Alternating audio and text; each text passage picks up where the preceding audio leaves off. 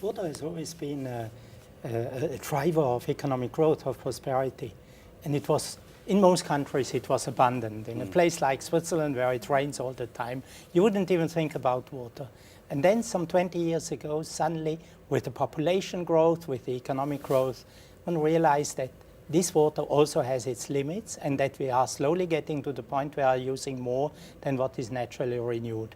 And you feel it not yet in a perspective of our own operations, but you see it in the energy production, where certain power plants had to slow down production because of lack of water. So we need energy.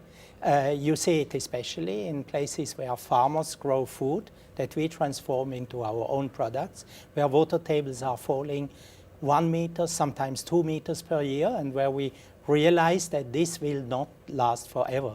So we see problems ahead, problems already today, because the overuse is already a reality. Right. So is it a crisis? Not yet, but it's getting closer to it, and it will be a very severe crisis. The crisis will be initially local, but then there is a perspective of 30% food shortfalls, production of basic cereals because of water shortage within a time frame of 15 years. And this will be a serious crisis as we have not seen for a very long time. And what would be the impact of this, and what do countries need to do to prepare for it or overcome it? The impact is of food shortages. It can be starvation in the worst case. It will be massive price increases. In a way, as a food company, you can handle that. We have good, well-organized supply chains. That's not a problem. Of course, we reduce water that we need for our operations at the utmost. We have already reduced water withdrawals from 4.5 liters per US dollar of sales to 1.5 liters. In how much time? Within 10 years. And compare that to sectors like pulp and paper that use some 200 to 300 liters per US dollars of sales, or chemical industry, or mining industry, which are in this order of magnitude. So we are already low, but we are reducing to reduce the direct risk. Now the direct risk, in a way, we can handle.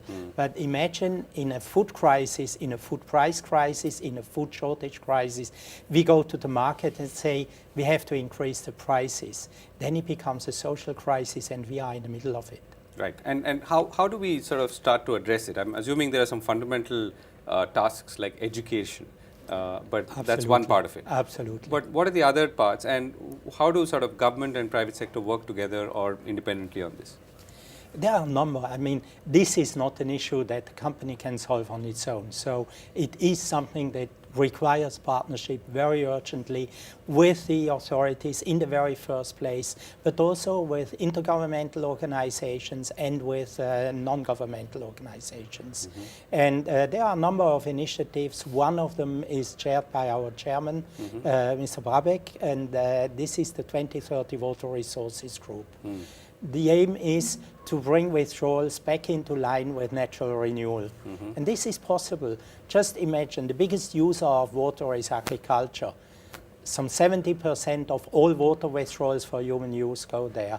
But when you look at the withdrawals of agriculture and compare it with the physiological need of the plants, it's 2.5 times of the need. There is loss in unlined canals. There is loss because irrigation, sprinkler irrigation takes place in the hot daylight. There is loss because the earth is too open. No-till agriculture would bring a major difference, would make a major difference. So there are solutions, but it has to be addressed now. Right. What are the one or two things that you're working on right now conceptually, which is of importance or it could be of interest in the context of what we are discussing today?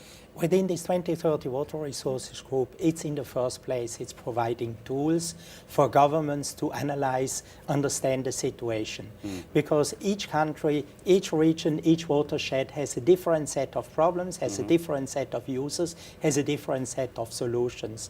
So we are not thinking that in this group we know what is right, what is wrong, but we think we can provide a tool that governments then can set priorities, Right. because what is very important that you do it in the most cost-effective way possible, because money is always short, and especially now in government money.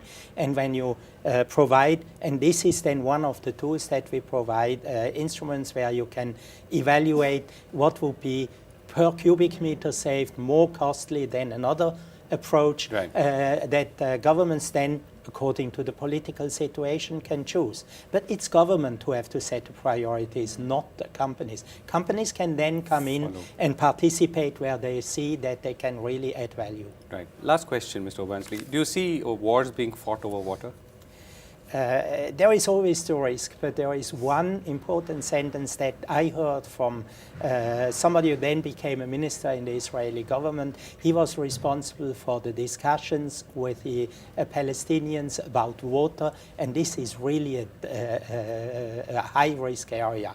And his sentence was, water is only a pretext for war, it cannot be a cause for war. And his illustration was that even during the worst days of the Intifada, discussions with the Palestinians about water never broke down. It's too important to fight about it. It needs solutions, cooperative solutions.